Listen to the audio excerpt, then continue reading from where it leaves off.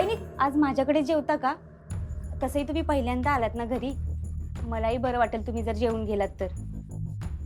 म्हणजे दोन्ही गोष्टी होतील ना, माझं व्रतही पूर्ण होईल आणि तुमचा पाहुणचार केल्यासारखंही होईल. हो बरोबर आहे तुमचं, पण नाही, मला माहिती आहे तुम्हाला घरी जाऊनही जेवायचं आहे, पण मी एक काम करू का? मी भाऊजींना फोन करून सांगते की तुम्ही इथे जेवताय म्हणून. नाही नाही नको. मी पटवून सांगते त्यांना, म्हणजे मला नाही बोलणार नाही ते. नाही नाही नाही ताई, नका फोन करू, असू दे. व्रताचंच जेवण आहे ना, ठीक आहे मग जेवते मी, काय हरकत नाही. थँक्यू. बसा तुम्ही. तुम्ही उठताय कशाला?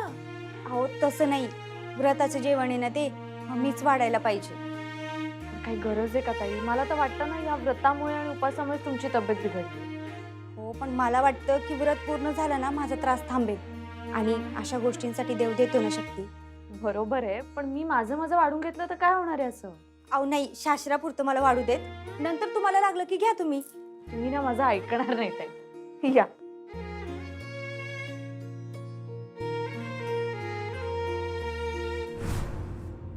कसला व्रत आहे ताई?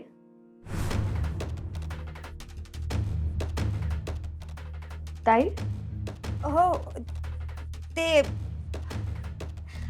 घरी पाळणा हलावा म्हणून व्रत केला. अरे वा, म्हणजे तुम्ही विचार करताय. हो, कसं आहे सगळ्या गोष्टी वेळच्या वेळी व्हायला हव्या ना, म्हणून. पण सगळ्या गोष्टी तब्येतीला धरून पण झाल्या पाहिजेत ना ताई. असं व्रत वगैरे करून काही होत असतं का? ते काय ना, घरचे म्हणत होते आणि स्वतःच्या मनाच्या समाधानासाठी केला ग.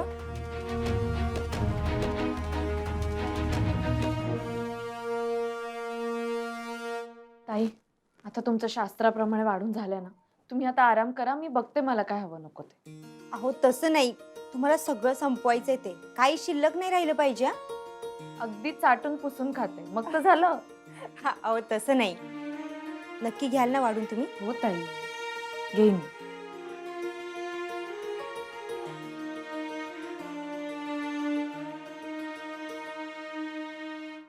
भावा, हे बघ, अक्षरा जेवायला बसलीये. Mission accomplished. वा, एक नंबर काम केलं रे, एक नंबर काम केलं शिवानी वहिनींनी. लय भारी काम केलं मर्दा.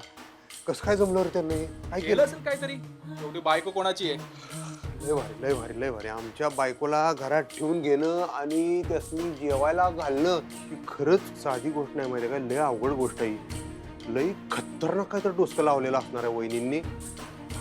मला तर कायम वाटतं तुझी बायको तुझ्यापेक्षा लय हुशार आहे ओंक्या.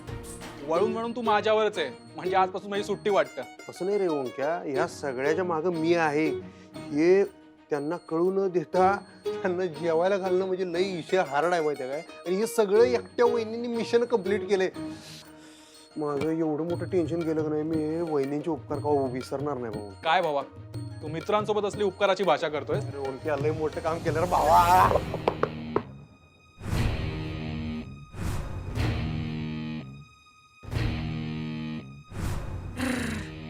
असं आहे भाई, मास्तरीन बाईला घरातनं काढलं यानं, पण अजून मनातनं काही काढलेलं नाही.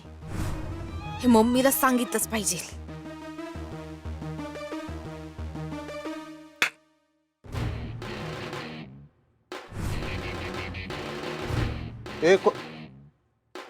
चंचे, काय ग इथं काय करलेस? तुम्हालाच भेटायला आलते. मला भेटायला? तुला कोण सांगितलं मी इथं आहे म्हणून? म्या मम्मीला फोन केलता, माझ्याकडचे पैसे संपलेत, मला पैसे पाहिजेत. म्हणजे मम्मीच बोलता बोलता बोलली का तुम्ही इकडे आहेसा म्हणून. तुम्ही माझ्या मम्मीला सांगू नका, तिने मला ताकीद दिली का इकडे यायचं नाही, तुम्हाला भेटायचं नाही. पण मी तरी कुणाकडे जाणार, काय करणार? नाही पण काय झालं? काय पैसे कशाला पाहिजेत? काय झालं? कशाला म्हणजे जगायला पाहिजेत मला पैसे. जगणं अवघड झालंय माझं. असं वाटतंय कळ्यात दगड अडकावा आणि टाकावी हिरीत उडी. ए तोंडाला येईल ती बोल नको उगाच काय तर. आणि हे सगळं झालं हे स्वतःच्या हाताने करून घेतलं एवढं ध्यानात ठेव. मग त्याची जबाबदारी घ्यायला शिका आणि सुधरा. आता जरा इथनं पुढे तर शाण्यावानी वागा म्हणजे आयुष्यात परत असं होणार नाही. पोटात अन्न नसताना कसा शहाणपणा सुचल. कालपासून काय बी खाल्लेलं नाही म्या. आता काय भिका मागून खायचं का तुम्ही सांगा बरं मला. ए तोंडाला आवर घाल गे. तर खेळवणी बडबडते.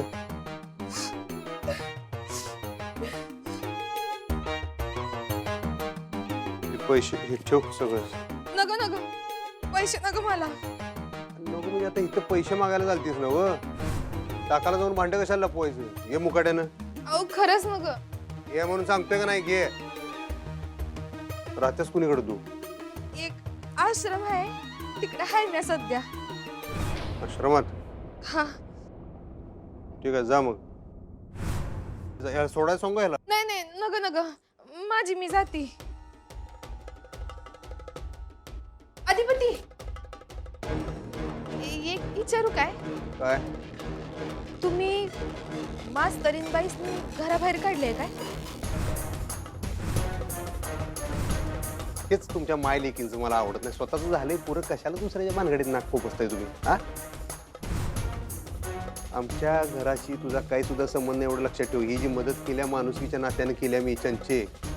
आमच्या घराच्या भानगडीत बिलकुल लक्ष घालायचं नाही. पहिल्या शेवटचं सांगतो. वय वय चालेल सॉरी.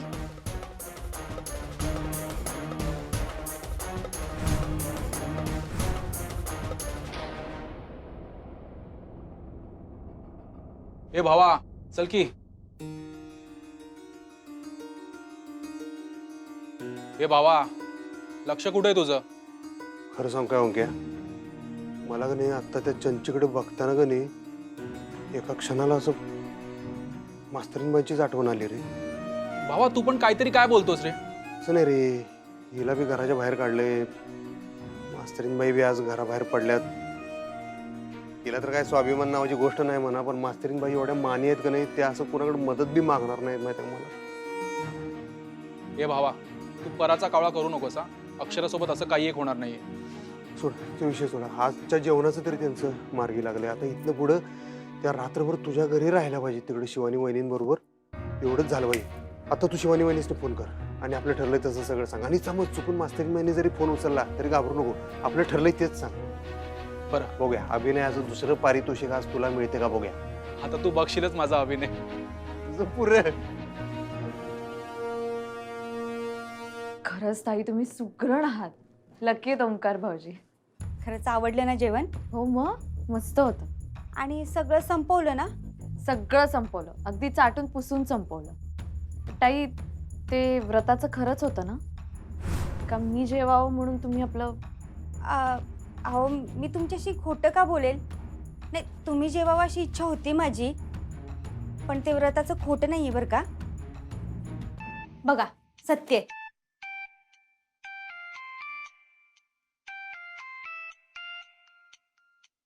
हा ओमकार बोल.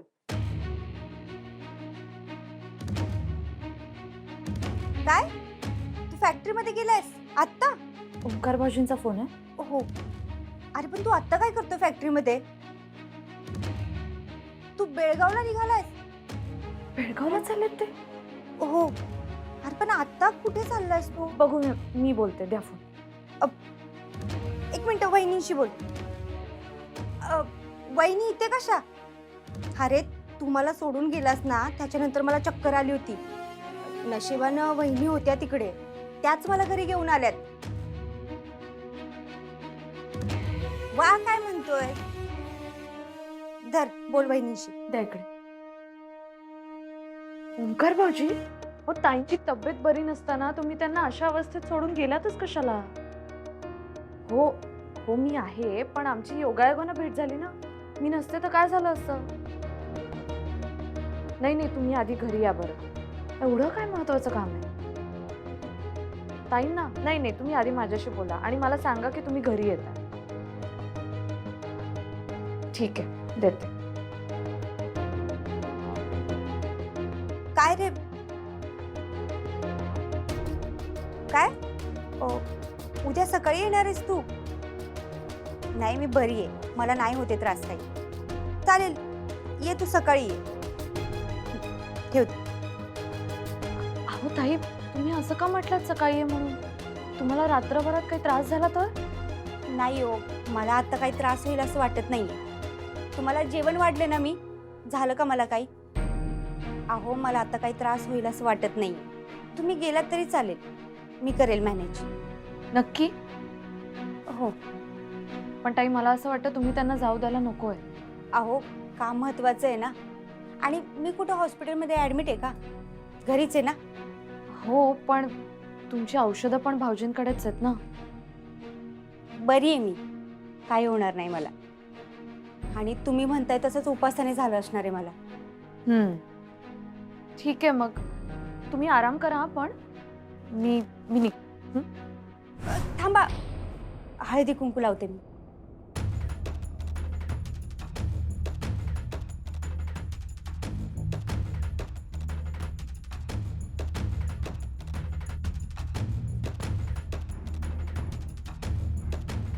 आता पुढच्या वेळेला दोघंही या जेवायला.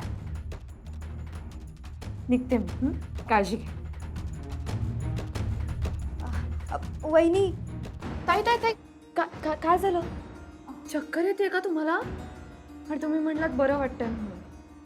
थांबा, मी ओंकार भाऊजींना फोन करते. नाही नाही, ओंकारला फोन नका करू. तो निघालाय कधीच, कोल्हापूर सोडलंय त्याने. काय सांगता? मग आता? वहिनी तुम्ही एक काम करा, तुम्ही अधिपती भाऊजींना फोन करा आणि त्यांना सांगा की आज तुम्ही इथंच थांबताय. मी प्लीज प्लीज वहिनी प्लीज. हवं तर तुम्ही उद्या सकाळी लवकर निघून जा. ओंकार मला बोललाय मी तो सकाळी लवकर येईल. ठीक आहे ठीक आहे ठीक आहे ठीक आहे, मी थांबते. थँक्यू.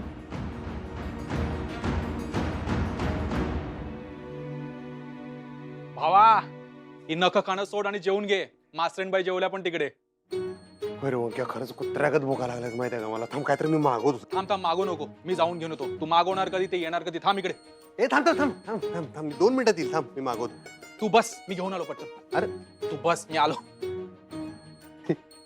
वंक्या पण का नाही, वंक्या डॉंक्या आहे नुसतं. काय ग चंची, काय झालं? गेलतीस काय फॅक्टरीत? वही ग मम्मी, फॅक्टरीच्या बाहेरनच फोन केलाय तुला. अगं मग सांग की काय झालं ते. अधिपती नव्हता नव तिकडं? हाय तो इथं फॅक्टरीत. काय म्हणजे अधिपती खरंच बोलावय? मम्मी अगं तो खरं बोलला, पण समजच काय खरं नाही बोलला. म्हणजे? अगं म्हणजे तो फॅक्टरीत आहे हे खरं बोलला, पण समजच काय खरं नाही बोललाय तो. म्हणजे मास्तरीन तिकडे आहे का? अगं मम्मी, मास्तरीन इथं कशी असल? अगं मग काय चंची, बोल की नीट. समजा पचकाच झाला बघ, एवढं समजा करून दे. नाही नाही मम्मी, अगदीच काय पचका नाही झालेला आपला. अगं चंची, तू नीट सांगणार आहेस का? अगं मम्मी, अधिपती लय हुशार आहे बर का. म्हणजे त्यानं मास्तरडीला आपल्या घरातनं बाहेर काढलं.